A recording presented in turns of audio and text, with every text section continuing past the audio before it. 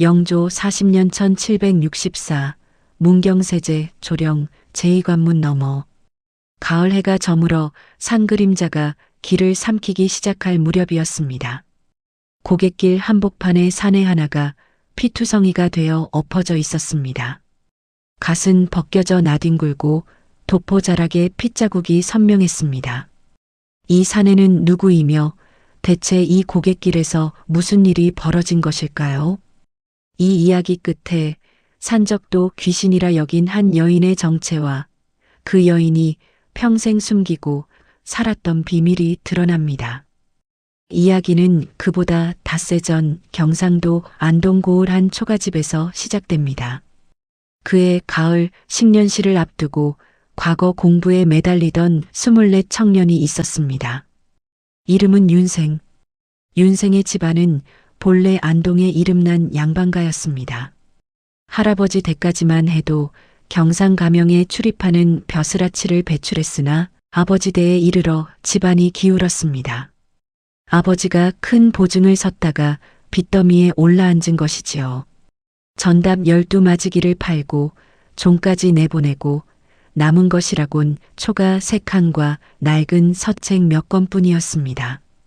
그런데 윤생에게는 하나 포기할 수 없는 것이 있었습니다. 과거, 식년문과 초시, 안동에서 한양까지 영남대로를 따라 약 400리약 160km, 문경세제를 넘어 충주를 거쳐 한양에 이르는 길, 경상도 선비들이 과거를 보러 갈 때 반드시 지나야 하는 이 길을 윤생은 걸어서 가야 했습니다. 말을 빌릴 돈이 없었습니다. 종도 없으니 짐을 대신 져줄 사람도 없었습니다. 어머니가 싸준 것은 보리밥 주먹밥 10덩이와 엽전 20입. 한양까지 가는데 열흘 남짓이 걸리니 하루에 엽전 2입꼴이었습니다. 윤생은 몰랐습니다. 이 길에서 자신의 운명을 송두리째 바꿀 사람을 만나게 될 줄은. 안동을 떠난 지 나흘째 되는 날, 윤생은 문경세제 아래에 도착했습니다. 문경세제, 조령이라고도 불리는 이 고개는 영남에서 한양으로 가는 세 갈래 길 문경세제, 중령, 추풍령 가운데 가장 많이 이용되는 길이었습니다. 선비들은 중령을 넘으면 과거에 죽죽 미끄러지고 추풍령을 넘으면 추풍낙엽처럼 떨어진다 하여 기어이 이 가파른 세제를 택하더랬지요. 세제의 제1관문을 지나면 길은 더욱 좁고 험해집니다. 양쪽이 깎아지른 절벽이고 소나무 사이로 바람이 칼처럼 불어왔습니다. 바로 이 제1관문과 제2관문 사이 고갯길 중턱에 주막이 하나 있었습니다. 이름 없는 주막. 기와도 아닌 초가지붕에 앞마당에 늙은 느티나무가 하나 서 있는 허름한 집. 이 주막을 운영하는 것은 호러미와 딸 하나였습니다. 딸의 이름은 순덕. 윤생이 이 주막에 발을 들여놓은 순간 그의 눈이 멈춘 곳이 있었습니다. 앞마당 느티나무 아래에서 처녀 하나가 물동이를 나르고 있었습니다. 그런데 그 모습이 범상치 않았습니다. 처녀는 물동이를 2개씩 양손에 들고 있었는데 물동이 하나가 쌀 반 가마약 30근 무게는 좋게 되어 보였습니다. 그것을 양손에 하나씩 마치 빈 바가지를 드는 것처럼 가볍게 들고 걸어가고 있었습니다. 그리고 이 처녀의 체구가 보통이 아니었습니다. 키는 장정과 비슷하되 몸통이 둥글고 넓었습니다. 팔뚝은 사내의 허벅지만큼 굵었고 두 뺨은 떡처럼 부풀어 있었습니다. 한마디로 뚱뚱했습니다. 그리고 그 뚱뚱한 몸 안에 상상할 수 없는 힘이 들어 있었습니다. 순덕이 물동이를 내려놓는 순간 땅이 쿵 하고 울렸습니다. 윤생은 걸음을 멈추고 그 장면을 바라보았습니다. 순덕이 고개를 들어 윤생과 눈이 마주쳤습니다. 순덕의 눈, 뚱뚱한 얼굴 한가운데 박힌 그 눈은 의외로 맑았습니다. 그리고 그 눈 속에 이상할 정도로 깊은 쓸쓸함이 서려 있었습니다. 이 쓸쓸함의 이유를 알게 되면 여러분도 이 여자가 다르게 보이실 겁니다. 순덕의 집안은 백정이었습니다. 조선에서 백정은 천민 중에서도 가장 낮은 신분. 소와 돼지를 잡는 일을 하되 갓을 쓸 수도 없고 마을 어귀에도 함부로 들어가지 못하는 사람들.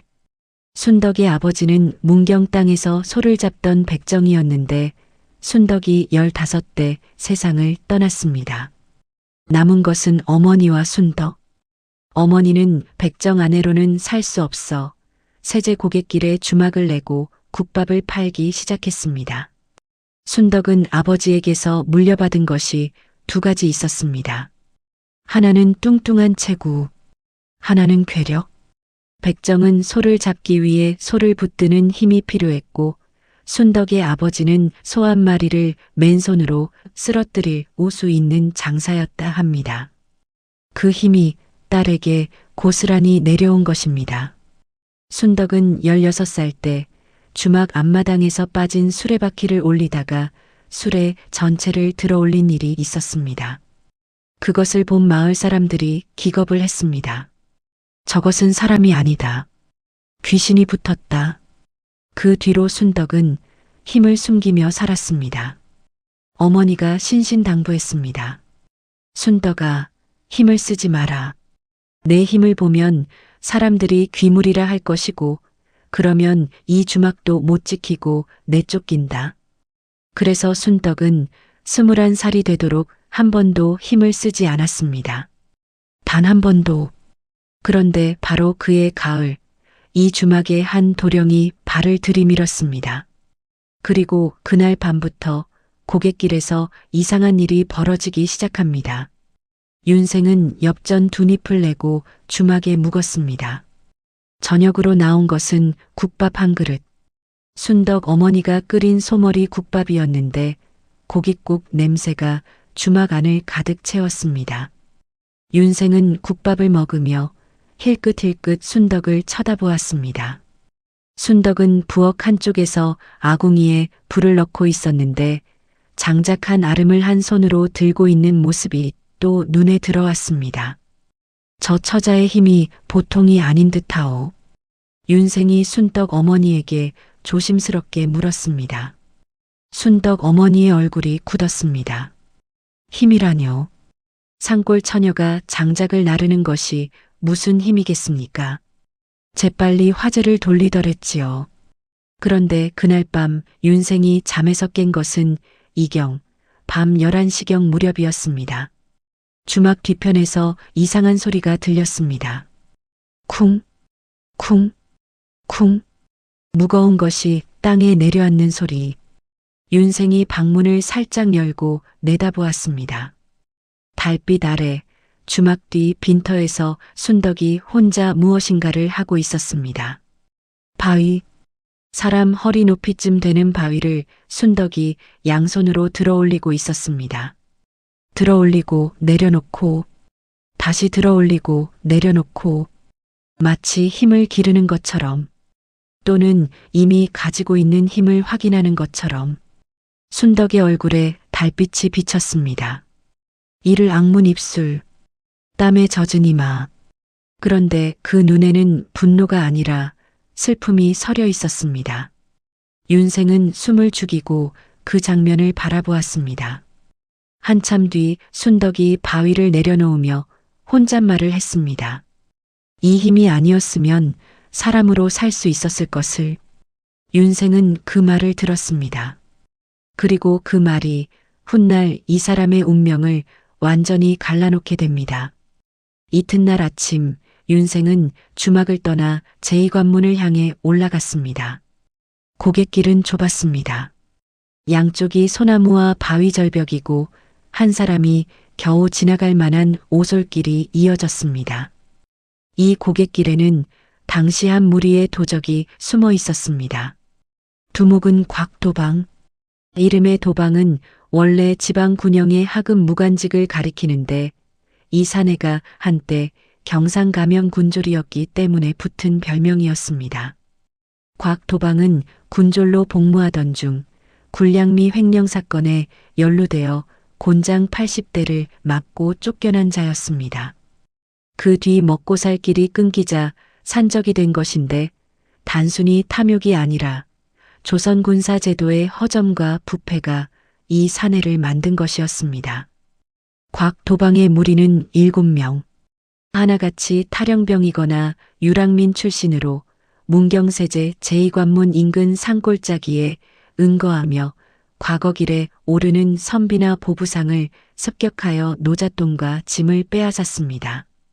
그리고 이날 윤생이 제2관문 고갯마루를 넘으려 할 때 바위 뒤에서 사내 넷이 칼을 들고 뛰어나왔습니다. 서라. 칼끝이 윤생의 목 아래에 닿았습니다. 윤생의 다리가 풀렸습니다. 도포 안쪽으로 식은땀이 줄기를 이루어 등을 타고 내려갔습니다. 손에 들고 있던 보따리가 땅에 떨어졌습니다. 보따리 안에서 굴러나온 것은 주먹밥 3덩이와 엽전 10입. 산적 하나가 그것을 주워 보더니 코웃음을 쳤습니다. 이게 전부냐? 과거길 선비가 이 꼴이야. 곽도방이 나타났습니다. 갓을 벗겨라. 도포도 양반 행색이면 어딘가에 팔 수 있다. 윤생은 무릎이 꺾이고 말았습니다. 엎드려 빌었습니다. 과거를 보러 가는 길이라고 이것밖에 없다고. 곽도방이 칼등으로 윤생의 턱을 올렸습니다. 과거? 몰락한 양반이 과거를 본다고 벼슬이 나오느냐? 바로 그때입니다. 무거운 발소리가 고갯길 아래쪽에서 올라왔습니다. 쿵, 쿵, 쿵. 곽도방이 고개를 돌렸습니다. 소나무 사이로 뚱뚱한 여인 하나가 올라오고 있었습니다. 등에는 쌀가마니 하나가 져 있었고 땀이 이마를 적시고 있었습니다. 순덕이었습니다. 주막에 쌀을 나르던 길이었습니다. 그런데 순덕은 고갯길에 쓰러져 있는 윤생을 보았습니다.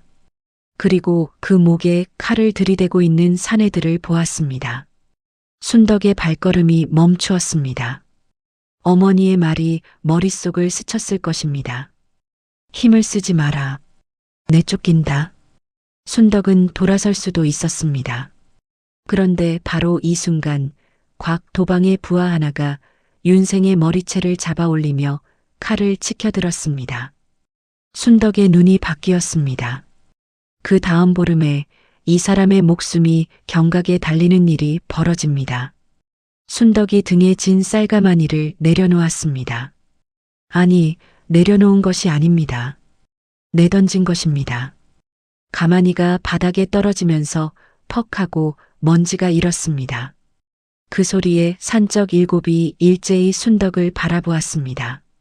순덕이 한 걸음 앞으로 나섰습니다. 놓아라. 목소리가 낮았습니다. 굵지도 가늘지도 않은, 그런데 고갯길 전체에 울리는 듯한 목소리. 곽도방이 코웃음을 쳤습니다. 뭐야 이 뚱녀는. 비켜라. 내 일이 아니다. 순덕이 다시 한 걸음 나섰습니다. 부하 하나가 순덕의 앞을 막으며 칼을 들이밀었습니다. 순덕의 왼손이 움직였습니다. 빠르지 않았습니다. 천천히 마치 파리를 쫓듯 가볍게 그 손이 사내의 칼날을 잡았습니다. 사내가 칼을 빼려 했습니다. 빠지지 않았습니다. 사내가 두 손으로 칼자루를 잡고 힘을 주었습니다. 꿈쩍도 하지 않았습니다. 순덕이 손목을 비틀었습니다. 칼이 사내의 손에서 빠져나가며 챙하고 바위에 부딪혀 떨어졌습니다. 장내가 얼어붙었습니다. 그런데 이것은 시작에 불과했습니다. 곽도방이 소리쳤습니다. 뭘 하느냐, 저 뚱녀를 잡아라. 사내 셋이 동시에 달려들었습니다. 순덕이 몸을 돌렸습니다. 뚱뚱한 몸이 느릴 것이라 생각했겠지요. 그러나 순덕의 움직임은 소가 돌진하는 것과 같았습니다. 느린 듯하되 한 번 부딪히면 사람이 튕겨나가는 그런 힘. 첫 번째 사내의 멱살을 잡았습니다. 한 손으로. 그리고 들어 올렸습니다. 장정 하나를 한 손으로 들어 올린 것입니다. 사내의 다리가 허공에서 버둥거렸습니다. 순덕이 그 사내를 옆으로 내던졌습니다. 사내가 소나무 밑동에 부딪혀 우두둑 소리와 함께 쓰러졌습니다. 두 번째 사내가 칼을 내리쳤습니다. 순덕의 오른팔에 칼날이 스쳤습니다. 피가 배어 나왔습니다. 그런데 순덕은 아픈 기색이 없었습니다. 왼손으로 그 사내의 칼날을 움켜쥐었습니다. 맨손으로 손바닥에서 피가 흘렀지만 칼은 더 이상 움직이지 않았습니다. 순덕이 칼을 비틀어 빼앗더니 꺾었습니다. 쇠칼을 맨손으로 꺾은 것입니다. 세 번째 사내는 그 장면을 보고 돌아서서 도망쳤습니다. 곽도방의 얼굴에서 핏기가 빠졌습니다. 나머지 부하들도 뒷걸음질 치고 있었습니다. 7명 가운데 셋은 쓰러지거나 도망쳤고 넷이 남았습니다. 순덕이 앞으로 한 걸음 나설 때마다 산적들이 한 걸음씩 물러났습니다. 곽도방이 외쳤습니다. 뭐야, 이년은 사람이냐 귀신이냐? 순덕이 대답했습니다. 사람이다. 내 놈보다 힘이 좀 센 사람.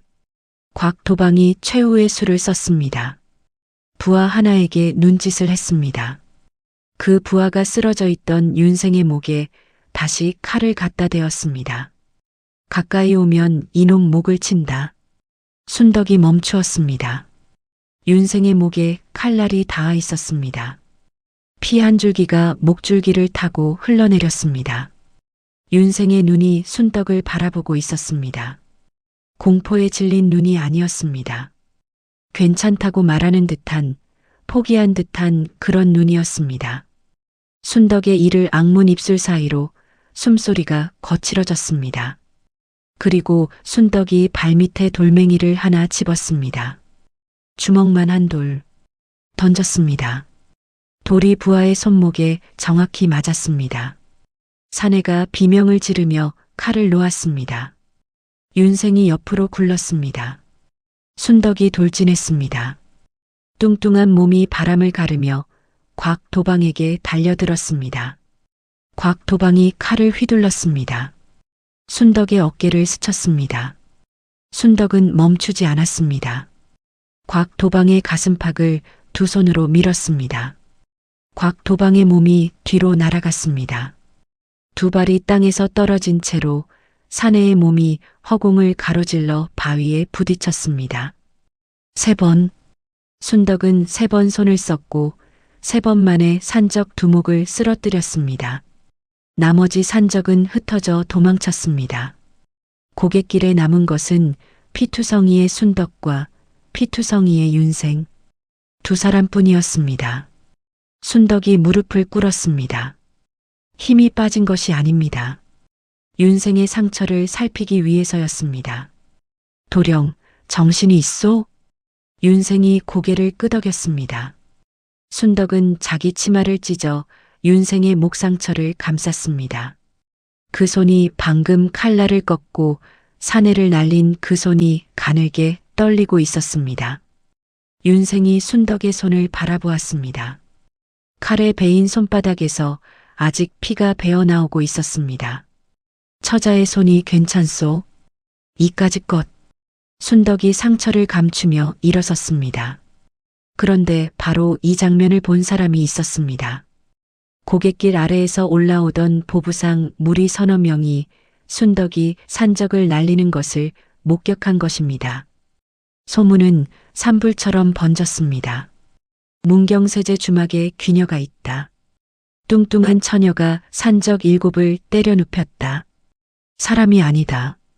귀물이 붙었다. 순덕 어머니의 얼굴이 백지장이 되었습니다.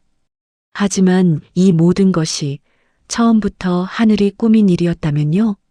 소문이 퍼진 뒤 주막은 파리를 날렸습니다. 귀녀가 있는 주막에서 밥을 먹으면 혼이 빠진다. 과객들이 발길을 끊었습니다. 이경 무렵이면 주막 앞을 지나는 사람도 없었습니다. 그것만이 아니었습니다. 문경 고을의 아전이 찾아왔습니다. 괴력의 처녀가 고갯길에서 행패를 부린다는 고발이 들어왔다. 산적을 퇴치한 것이 행패가 되어 돌아온 것입니다. 순덕 어머니가 관아로 끌려갔습니다.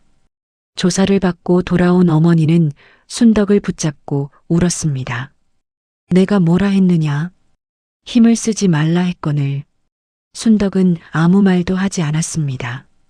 이를 악문 입술, 주먹을 쥔 두 손.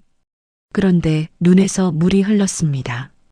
아무 소리 없이 뚱뚱한 두 뺨을 타고 내려오는 물. 사람을 살렸을 뿐인데 괴물이 되었습니다. 그런데 바로 이때 주막문을 두드리는 사람이 있었습니다. 윤생이었습니다. 과거를 포기하고 되돌아온 것입니다. 도령, 어찌 돌아왔소? 과거가 내일 모레라 하지 않았소? 윤생이 순덕 앞에 섰습니다. 과거는 다음에도 있소. 사람은 다음이 없소. 윤생의 손에 약재 보따리가 들려 있었습니다. 충주 장터에서 구해온 금창약이었습니다. 칼에 베인 상처에 바르는 약. 손을 보여주시오. 순덕은 손을 뒤로 감추었습니다. 괜찮다 하지 않았소. 보자 하오. 윤생이 순덕의 손을 잡았습니다. 굵은 손가락, 칼자국이 남은 손바닥, 사내의 허벅지만큼 두꺼운 팔뚝. 윤생은 그 손에 약을 바르면서 이렇게 말했습니다. 이 손이 내 목숨을 살렸소. 내 평생 이보다 고운 손은 못 보겠소. 순덕의 눈이 크게 떠졌습니다. 21해를 살면서 돼지, 귀물, 괴령녀라는 말은 수없이 들었습니다. 그런데 고운 손이라는 말은 처음이었습니다. 그러나 위기는 끝나지 않았습니다. 곽도방이 살아있었습니다. 바위에 부딪혀 기절했을 뿐 죽지 않았던 것입니다. 남은 부와 넷을 수습한 곽도방은 복수를 다짐했습니다. 그 뚱녀를 끝장내겠다. 곽도방의 분노에는 두려움이 섞여 있었습니다. 산적 두목이 처녀 하나에게 날아간 이야기가 퍼지면 위신이 무너지고 부하들이 흩어질 것이었습니다. 곽도방은 관아의 아전에게 뇌물을 먹였습니다. 엽전 500립. 저 주막 뚱녀를 잡아들여라. 백정의 딸이 양민에게 행패를 부렸다 하면 될 것 아닌가. 아전은 그 돈을 받았습니다. 그리고 사흘 뒤 관아의 포졸들이 순덕을 잡으러 왔습니다. 이번에는 순덕이 힘으로 해결할 수 없는 상대였습니다. 관의 명령. 순덕이 잡혀가려는 순간 윤생이 앞을 막았습니다. 잠깐, 이 처자는 산적에게서 과객을 구한 것이오. 고발 내용은 사실과 다르오. 포졸이 비웃었습니다. 양반 도령이 백정의 딸을 두둔하시오? 증거가 있소? 윤생은 그 자리에서 붓을 꺼냈습니다. 과거 시험을 위해 가져온 붓과 벼루와 종이. 밤새 윤생은 글을 썼습니다. 산적 습격의 전말 순덕이 자신을 구한 경위, 곽도방의 정체와 그 패거리가 문경세제에서 벌인 약탈의 목도. 안동 양반가 출신답게 한문 실력은 출중했습니다. 글은 조목조목 논리가 서 있었고 상소문의 형식을 빌렸습니다. 윤생은 이 글을 문경 현감에게 직접 올렸습니다. 현감은 읽어보았습니다. 그리고 눈이 달라졌습니다. 곽도방이 전직 경상가명 군졸이라는 사실, 아전이 뇌물을 받고 고발을 조작했다는 정황. 이것이 드러나면 현감 자신에게도 불똥이 튈 수 있었습니다. 현감은 곽도방의 소굴을 급습하라는 명령을 내렸습니다. 그리고 마침내 그 칼을 들고 위세를 부리던 곽도방이 포졸에게 끌려 나옵니다.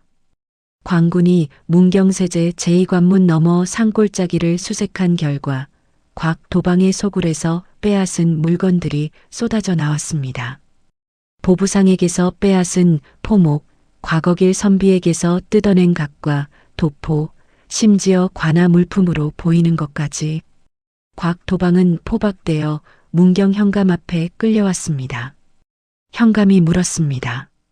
내 놈이 문경세제 고갯길에 도적대 두목이냐? 곽도방은 처음에는 발뺌을 했습니다. 그런데 순덕이 관아 마당에 들어서자 곽도방의 얼굴이 하얗게 질렸습니다. 저 뚱녀 몸이 떨렸습니다. 순덕은 아무 말 없이 그저 서 있었을 뿐입니다.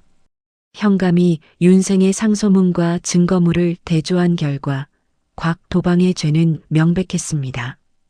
강도, 약탈, 관아 뇌물공여, 그리고 탈영. 곽도방은 장형 100대에 3천리 유배.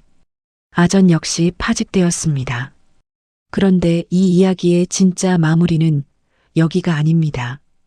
곽도방이 잡히고 순덕의 억울함이 풀린 뒤에도 문제는 남아 있었습니다. 순덕은 여전히 백정의 딸이었습니다. 조선에서 양반과 천민의 혼인은 사실상 불가능했습니다. 양반은 양반끼리, 상민은 상민끼리, 천민은 천민끼리. 이것이 조선의 법이 아니더라도 풍습이고 관례였습니다. 윤생이 순덕에게 마음을 두고 있다는 것을 안 주변 사람들은 한결같이 말렸습니다. 양반 가문이 아무리 몰락했어도 백정의 딸을 아내로 들이면 문중에서 이름이 지워진다. 윤생은 흔들리지 않았습니다. 윤생이 한 일은 또 글을 쓴 것이었습니다. 이번에는 자기 문중의 어른들에게 보내는 편지. 이 여인은 산적에게서 소생의 목숨을 살린 은인입니다. 은인을 저버리는 것은 양반의 도리가 아닙니다. 문중 어른들은 노발대발했습니다. 내 아비가 살아있었으면 뺨을 때렸을 것이다. 3번. 윤생은 3번 편지를 보냈고 3번 거절당했습니다. 그런데 4번째는 편지가 아니었습니다.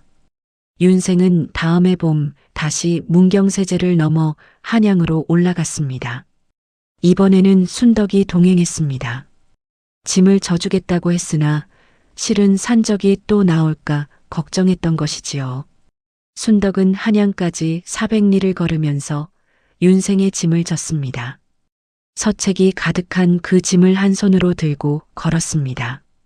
윤생이 말했습니다. 그렇게 들면 사람들이 보오. 순덕이 웃었습니다. 22살의 순덕이 처음으로 환하게 웃은 것이었습니다. 보면 어떻소? 보게 내버려 두겠소. 윤생은 한양에서 식년문과 초시에 합격했습니다. 성적은 상위권이었습니다. 그리고 안동으로 돌아온 윤생은 문중 어른이 아니라 현감에게 갔습니다.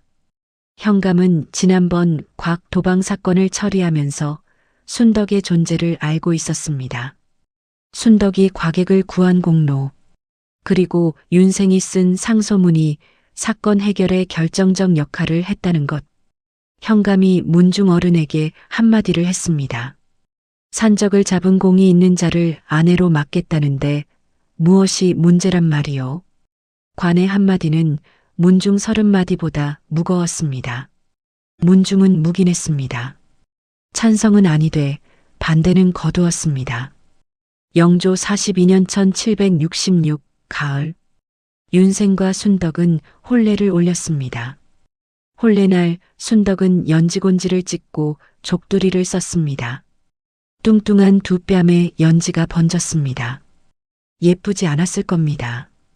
조선의 기준으로도 미인은 아니었을 겁니다. 그런데 윤생이 순덕의 손을 잡으며 이렇게 말했다 합니다.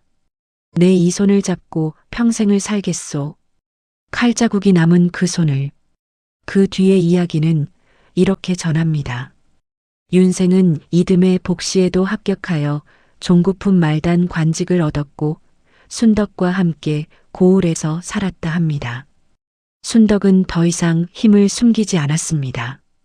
주막은 다시 열었고 문경세제를 넘는 과객들은 이 주막에 들러 국밥을 먹었습니다. 산적이 두려운 선비들은 순덕의 주막에서 쉬어가면 안전하다 하여 오히려 손님이 늘었다더랬지요. 훗날 문경 땅 사람들은 이 이야기를 이렇게 전했다 합니다. 세제 고갯길에 귀녀가 산다 하였으나 귀녀가 아니라 의녀였다. 의녀를 알아본 것은 양반도 관리도 하늘도 아니었다. 주먹밥 10덩이와 엽전 20입밖에 없던 가난한 도령 하나였다. 어쩌면 사람을 알아보는 눈은 높은 곳에 있지 않는 것인지도 모르겠습니다. 낮은 곳에서 올려다본 사람만이 높은 곳에서 내려다보는 사람이 보지 못하는 것을 보는 것인지도. 그해 겨울 문경세제에 첫눈이 내렸다 합니다. 주막 앞 느티나무에 눈이 쌓이고 국밥 냄새가 고갯길을 감쌌습니다. 뚱뚱한 처녀가 물동이를 나르고 도포 입은 도령이 서책을 펼치고 두 사람의 그림자가 하나로 겹쳤다 합니다.